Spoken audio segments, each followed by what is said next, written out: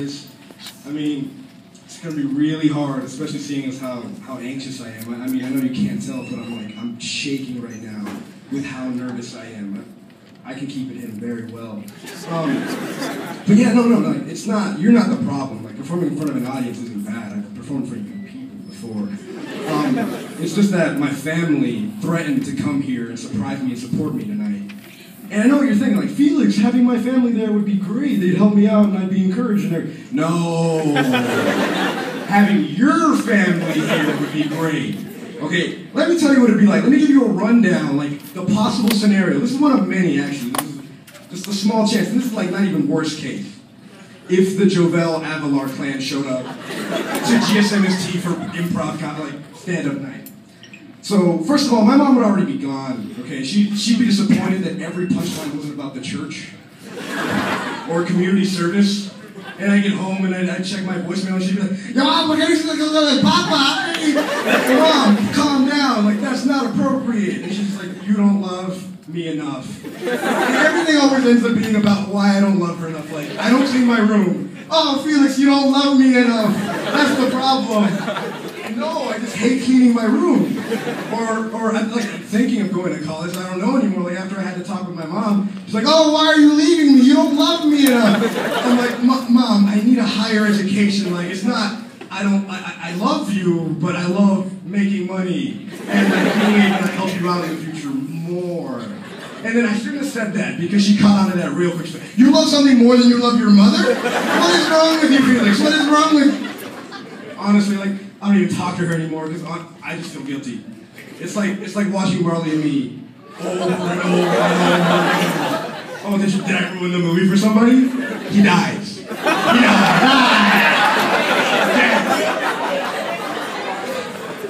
And, well, my dad, I think he'd be the worst, but it'd be funny because he'd just be like heckling me in very angry Spanglish for his own enjoyment and that of Elizabeth's.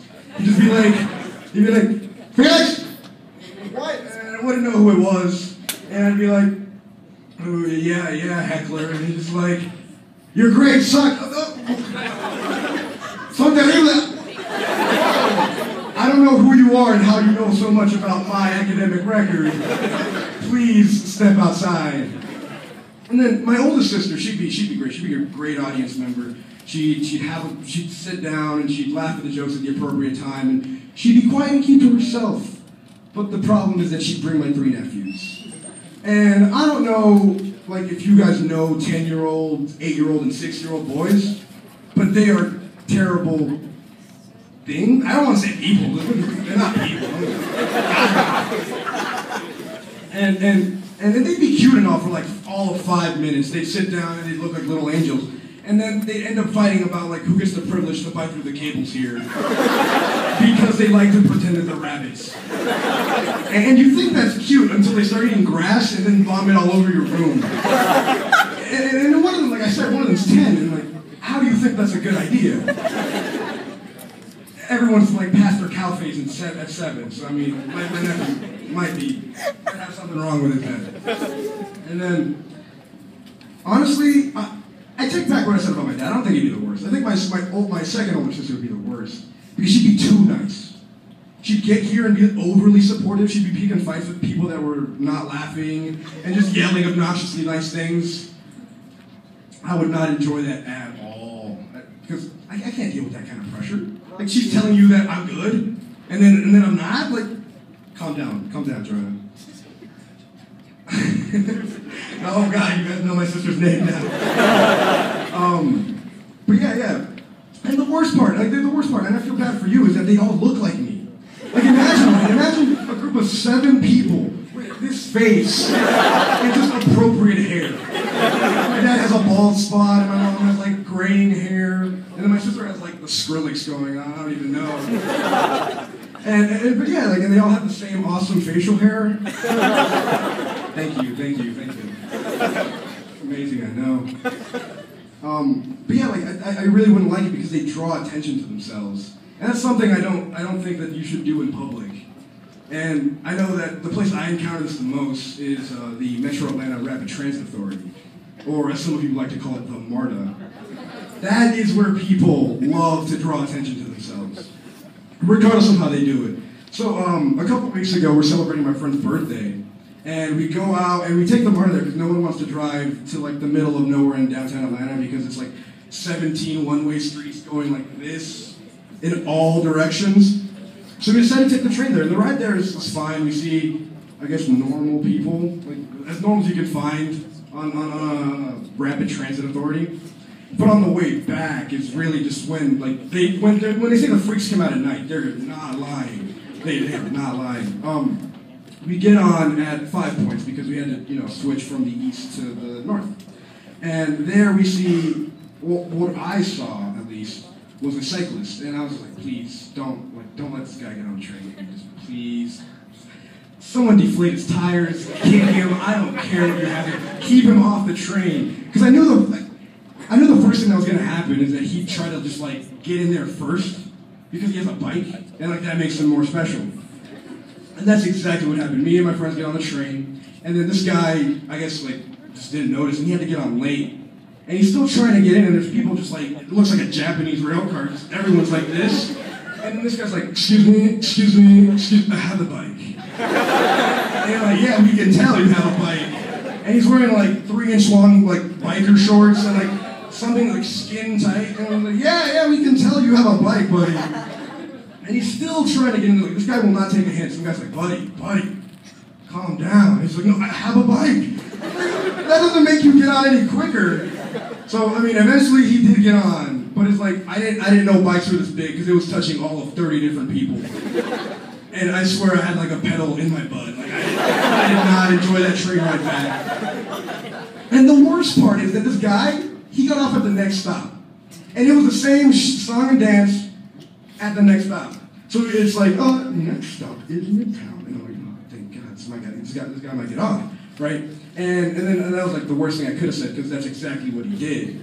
And then the doors open, he's just like, he starts just shifting around, thinking people will take a hint, just like, and everyone's like just looking at him like, what do you want? And he's just like, not even talking to anybody. And he's like, excuse me, I have a bike. And then he just expects people to get out of his way, right? I mean, it eventually happened, I think. I don't remember. I think I fell asleep before the guy got off the train. But what I do remember is that I was washing bicycle grease off of myself for the next week. And that was not a pleasant experience. Most of the time. And then my favorite is the guy that still draws attention to himself, but doesn't mean to.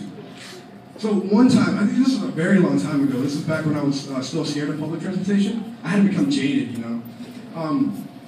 And I'm on there, and I'm all like, all of 13 years old, and my mom's like, Felix, here's $2.50, ride the train down to whatever you have to get to. I'm like, oh, gee, thanks, Mom. And she's like, you don't love me enough. I said thank you. And I get on the train, and there's like nobody else on there except for me. I think like a nun. I don't remember. I think I'm making stuff up now. But what I do remember is that there was a guy on there who was asleep. And I was like, yay, this will be a calm ride at 7:30 in the morning on the MARTA. And I'm only going down like 3 stops.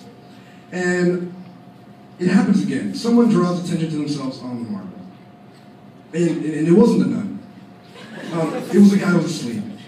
I keep over looking at him because I don't know if he's actually asleep because he looks like he's just opening one eye. Like looking at me, and I'm just like trying to see if he'll react to anything, and it's not working. And then right as I'm about to get off, I just see him get up, and like he goes to like the corner because there's actually no place where anybody can't see you on a train. And he's just like. Did this guy just vomit on the train? Like, is he howling or something? I did not know what was going on. And then I smelled it, and I was like, oh man, like this guy had Tostitos for breakfast. What was this? It was disgusting. We tried to play it off, so he sat over where he vomited. And I was like, buddy, but we noticed. Like me and then just like went to the opposite side of the train. He was trying to sweep it under his foot. Hey, this is what actually happened, okay? This is what actually happened. It was in the news and everything. But yeah, like, people still draw attention to themselves when they don't mean to. And speaking of vomit, I've been to Denny's before. And No offense to anyone who likes Denny's or who works there. I mean, the food's just bad. But the reason I mention it is because I thought I didn't hate people. Like, I thought I wasn't a misanthrope until I had breakfast at Denny's. And I realized that people just aren't for me. I have experienced, like, there was a life-changing moment. People describe things as before and after an event. And for me, that before and after event was breakfast at Denny's in 2009.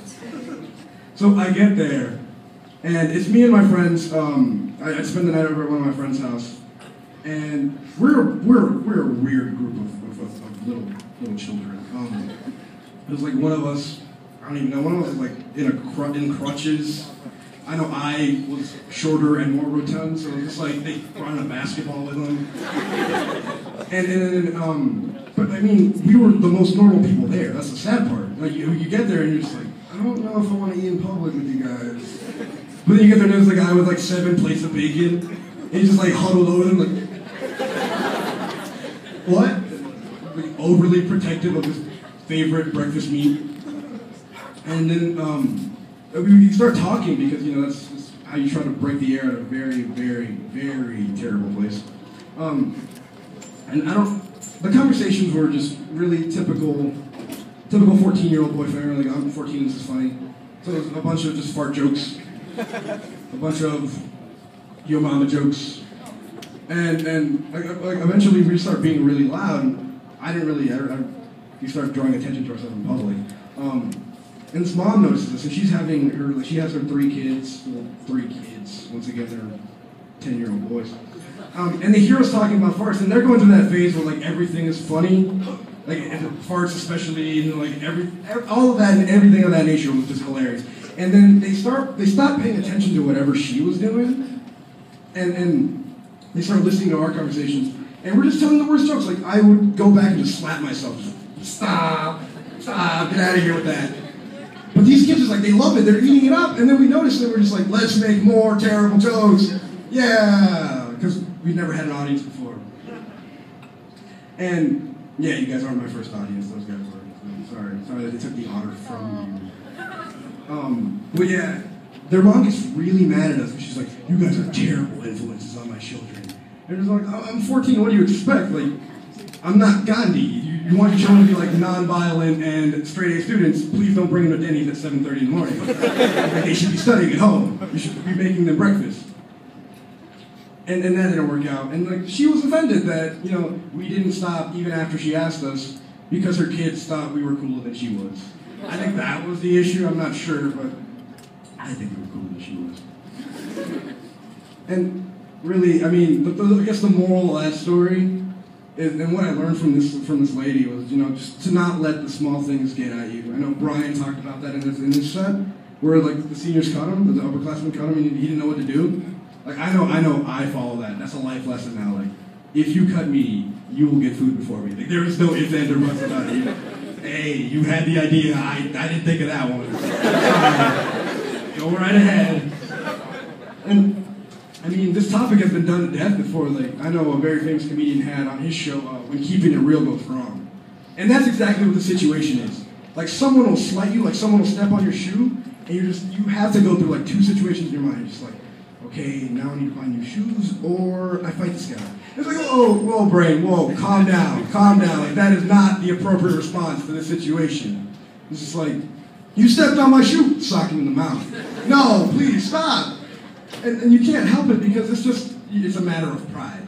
And I guess it's kind of hard for a lot of people to do it, but I mean, self-respect is something that you need in order to be able to ignore that, and I'm able to ignore that, so pretty well.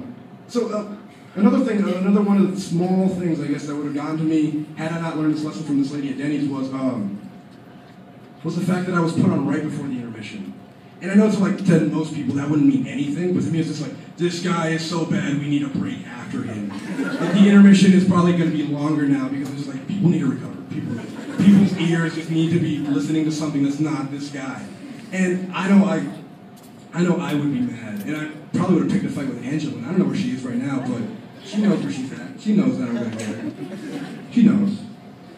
So, I mean, I guess if my comedy has to do with anything, it's vomit and not letting the small things get to you. Because when I talk bad about you people, I guess, people, because you're high school students, you just don't like. Just know that I'm only doing comedy because I like you guys more than I like comedians.